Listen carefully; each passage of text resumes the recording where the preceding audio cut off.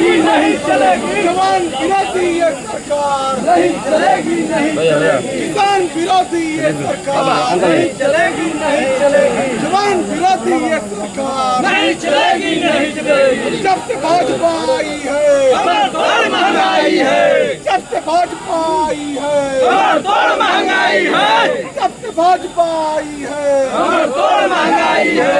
योगी जब जब डरता है पुलिस को आगे करता है, योगी जब जब डरता है पुलिस को आगे करता है। योगी मोदी मुर्दाबाद मुर्दाबाद मुर्दाबाद, जब से भाजपा आई है जो सरकार निकम्मी है, वो सरकार बदलनी है, जो सरकार निकम्मी है, वो सरकार बदलनी है, जो सरकार निकम्मी है, वो सरकार बदलनी है। राज बदल दो, तख्त बदल दो, जो सरकार महंगाई कम न कर सके, योगी मोदी मुर्दाबाद मुर्दाबाद मुर्दाबाद, योगी मोदी मुर्दाबाद मुर्दाबाद मुर्दाबाद, योगी मोदी मुर्दाबाद मुर्दाबाद मुर्दाबाद, यादव जिंदाबाद जिंदाबाद जिंदाबाद, यादव जिंदाबाद हर जोर जुल्म के टक्कर में हर जोर जुल्म के टक्कर में हर जोर जुल्म के टक्कर में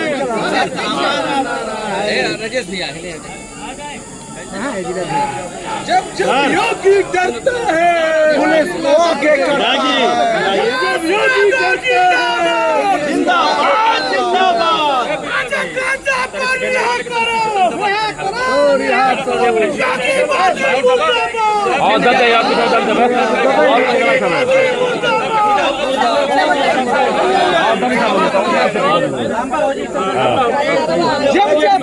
डरता है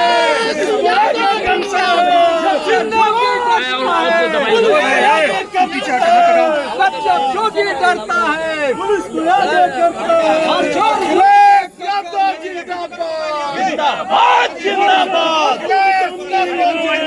जिंदाबाद जिंदाबाद, जब से भाजपा आई है जब से भाजपा आई है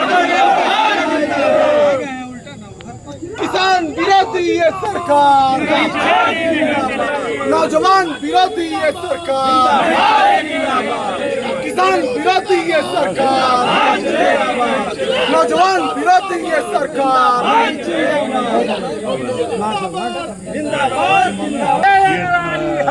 आगे कलेक्ट्रेट पर हुआ, जिसमें महंगाई है, बेरोजगारी है, बिजली का दाम बढ़ना है, गैस पेट्रोल डीजल का न मिलना और महंगा होना, पेपर लीक आउट, इस सारे मुद्दों को लेकर के आज जिला अध्यक्ष संग्राम सिंह ठेले पे गाड़ी को भी लेके चले आए हैं लोग।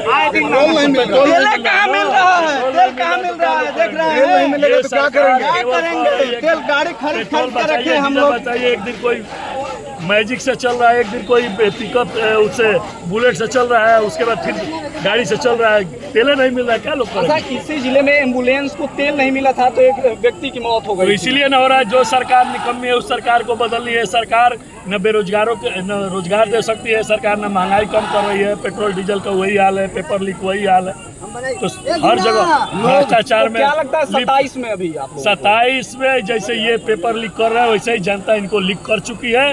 27 में माननीय राष्ट्रीय अध्यक्ष अखिलेश यादव जी जो पीडीए के नाम महानायक हैं, वो सभी पीडीए के लोगों को मिल करके 2027 में मुख्यमंत्री बनने जा रहे हैं और समाजवादी पार्टी की सरकार बन रही है। यही उत्साह नहीं देख रहे हैं। तो क्या डीजल और पेट्रोल भी मुद्दा बनेगा चुनाव का? एकदम वही है मुद्दा।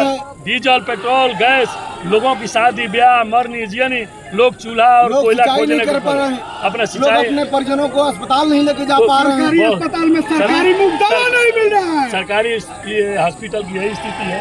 तो स्थितियाँ बहुत खराब है, तो इसको लाइट का क्या पोजीशन है? विधानसभा से हम लोग हजारों की संख्या में 50 गाड़ियों से हम लोग आए हुए हैं और आज माननीय जिला अध्यक्ष संग्राम सिंह यादव के नेतृत्व में हम लोगों ने आज कलेक्ट्रेट में हल्ला बोलने का काम किया और इस सरकार को चेताने का काम किया कि महंगाई जो सरकार निकम्मी है उस सरकार को बदल दो। नीरज जी, सरकार का दावा है सबका साथ सबका विकास का, फिर भी इतनी नाराजगी क्यों है आप लोगों में? इसलिए है कि अगर कोई घर का बच्चा इलाहाबाद पढ़ रहा है, कोई घर का बच्चा दिल्ली पढ़ रहा है, तैयारी कर रहा है, उसका उम्र घट रहा है और ये सरकार पेपर पे लीक हो रही है, वो बच्चे का भविष्य क्या होगा, इस पर लोगों में विद्रोह है, ये लोगों में चिंता का विषय है। महंगाई चरम सीमा पर बढ़ रही है। पहले 400 से 50 रुपया गैस का बढ़ता था, तो इन्हीं के पूर्व मंत्री गैस सिलेंडर लेकर के पूरे प्रदेश में देश में घूमने का काम करती थी कि गैस महंगा हो रहा है, गैस भी महंगा हो रहा है, पेट्रोल 2 महीने में 3 बार बढ़ गया पेट्रोल और डीजल के दाम। तो स्थितियाँ बहुत, चाहे सोना देख ही रहे हैं कि प्रधानमंत्री कह रहे हैं सोना न खरीदिए, तो पेपर लीक हो रहा है, बेरोजगारी है, ये महंगाई देख ही रहे हैं सीमा पर है। तो इसके खिलाफ में आज पूरा समाजवादी पार्टी हल्ला बोल की है और आज कलेक्ट्रेट में घेरने का हम लोग। लेकिन इतनी महंगाई बता रहे हैं कि ये महंगाई है, ये काम नहीं हो रहा है, लेकिन बीजेपी जहाँ हर जगह चुनाव जीत रही है। चुनाव जीत रही है, कैसे जीत रही है आप भी देख रहे हैं कि पूरे देश में लोकसभा के चुनाव में 2.5 लाख CRPF नहीं लगे होंगे और केवल बंगाल के चुनाव में 2.5 लाख CRPF। आज क्या स्थिति है बंगाल में, आज क्या स्थिति है, सांसद पीटे जा रहे हैं। इससे बड़ा दुर्भाग्य क्या हो सकता है इस देश में, जिसको वहाँ की जनता चुन करके सदन में पहुँचाने का काम करती है और पीटे जा रहे हैं। इससे बड़ा दुर्भाग्य क्या हो सकता है? जनता से नहीं जीत रहे क्या? एकदम जनता से नहीं जीत रहे हैं, गरीब से जीत रहे हैं। फिर कैसे कह सकते हैं कि 2027 में अखिलेश यादव आएंगे? इसलिए कि ये बंगाल नहीं है, ये शुद्ध समाजवादियों का गढ़ है। समाजवादी पार्टी का हम एक कार्यकर्ता अपने माननीय राष्ट्रीय अध्यक्ष अखिलेश यादव जी के नेतृत्व में अपने सब कुछ न्यौछावर करते हुए और लाखों जवान समर्पित हैं। ये किसी भी सूरत में हम लोग लड़ने के लिए और चुनाव जीतने के लिए और राष्ट्रीय अध्यक्ष अखिलेश यादव जी को मुख्यमंत्री बनाने के लिए दिन रात एक किए हुए। के जिलाध्यक्ष माननीय संग्राम यादव जी के नेतृत्व में अखिलेश जी के ये पता चलने पर कि माननीय अखिलेश यादव जी के लोग जो है डीएम को ज्ञापन देने जा रहे हैं महंगाई को लेकर के, डीजल को लेकर, पेट्रोल को लेकर के, बिजली परीक्षा लेकर के, बिजली व्यवस्था को लेकर के जनता सड़कों पर उतर आई है। हमको लोगों को बुलाना नहीं पड़ा है, जनता है और ये बिना बुलाई हुई जनता है जो उत्तर प्रदेश सरकार को उखाड़ फेंकने के लिए प्रतिबद्ध है। लोग अपने परिजनों का इलाज नहीं करा पा रहे क्योंकि उनके पास बनारस पहुंचने के लिए पेट्रोल पंप वाला डीजल देने के लिए तैयार नहीं है। बोल रहे हैं कि 1000 रुपये का डीजल देंगे, 1000 रुपये के डीजल से कैसे लोग पहुंच जाएंगे? रसड़ा विधानसभा से हमारे विधानसभा अध्यक्ष रविंद्र यादव के नेतृत्व में कई दर्जन गाड़ियों से रसड़ा के लोग आए हुए हैं और इस सरकार को ये मैसेज देना चाहते हैं। राष्ट्रपति जी को संबंधित हम लोग ज्ञापन दे रहे हैं कि इस सरकार को उखाड़ फेंकिए, इस सरकार को निलंबित करिए। ये सरकार चलाने लायक नहीं रह गई है। इसको बिल्कुल चिंता नहीं है कि किसान सिंचाई कैसे करेगा, बच्चे अपनी पढ़ाई कैसे करेंगे, कितना मेहनत करके कोई किसान अपने बेटे को पढ़ा करके नीट की तैयारी के लिए योग्य बनाता है और जब पता चलता है कि उसका परीक्षा लीक हो गया, सोचिए उस व्यक्ति के ऊपर क्या बीती होगी, उस परिवार के ऊपर क्या बीती होगी। हो सकता है उसको आगे पढ़ाने की क्षमता ना हो, क्या करेगा? उस बच्चे का तो भविष्य टूट जाएगा ना। इतनी लापरवाही के साथ चलने वाली सरकार, जिसको चिंता ना हो किसानों की, जिसको चिंता ना हो नौजवानों की, उस सरकार को स्वतः इस्तीफा दे देना चाहिए। अगर सरकार इस्तीफा नहीं देती है तो राष्ट्रपति जी इस सरकार को भंग करने का काम करें, यही बात करनी है।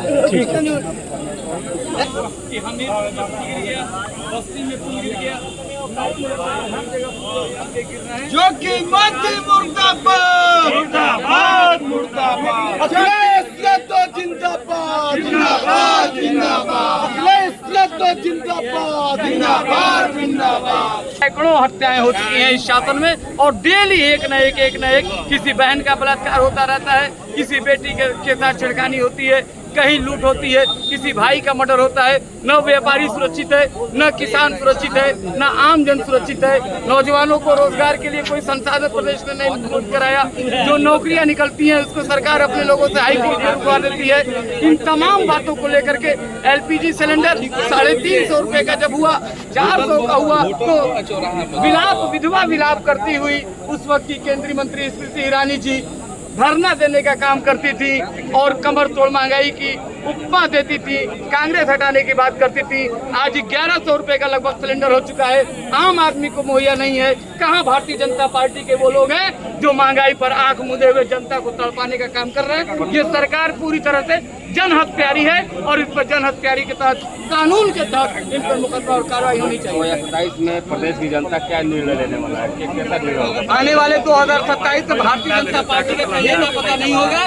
पूरे प्रदेश में पूर्ण बहुमत के साथ माननीय अखिलेश यादव जी के नेतृत्व में उत्तर प्रदेश में पूर्ण बहुमत की समाजवादी पार्टी की पीडीए सरकार बनने जा रही है। हम लोग पीडीए के हितैषी हैं, पीडीए के रक्षक हैं और पीडीए के साथ मिलजुल करके इस तानाशाह हुकूमत को, अंग्रेजों को भगाया था, गोरों को भगाया था, भाजपा को भगाएंगे, कालों को हटाएंगे।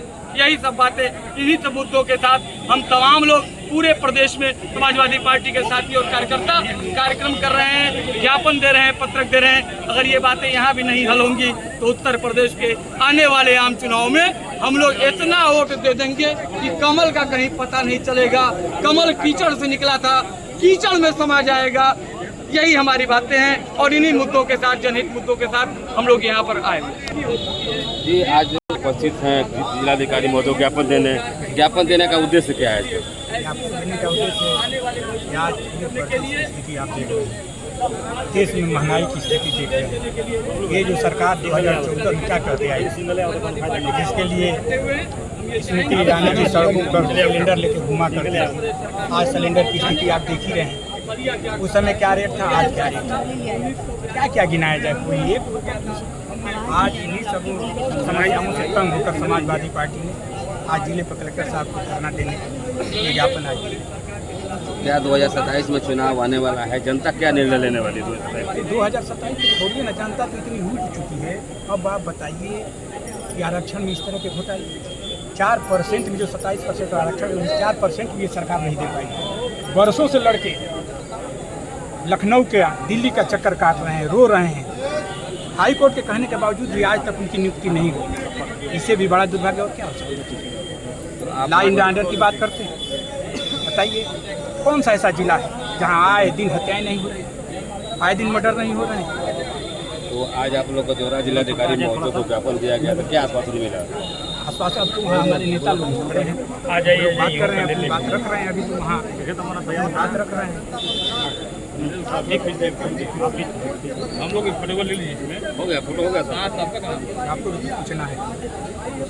सर ये बताइए कि आज के समय में देखा जा रहा है कि महंगाई चरम सीमा छू रही है। कहा जा रहा है कि सोना 1 साल तक नहीं खरीदना है, तो इस पे आप क्या कह सकते हैं? अब आप देखिए ना, इस देश के प्रधानमंत्री जो जिम्मेदार पर्सन है, हमने तो उनको इसलिए बनाया था कि वो हमारी जिम्मेदारी, हमारी महंगाई पर रोक लगाएंगे, हमारे सिलेंडर का दाम कम करेंगे, डीजल का दाम कम करेंगे, पेट्रोल का दाम कम करेंगे, गैस का दाम कम करेंगे।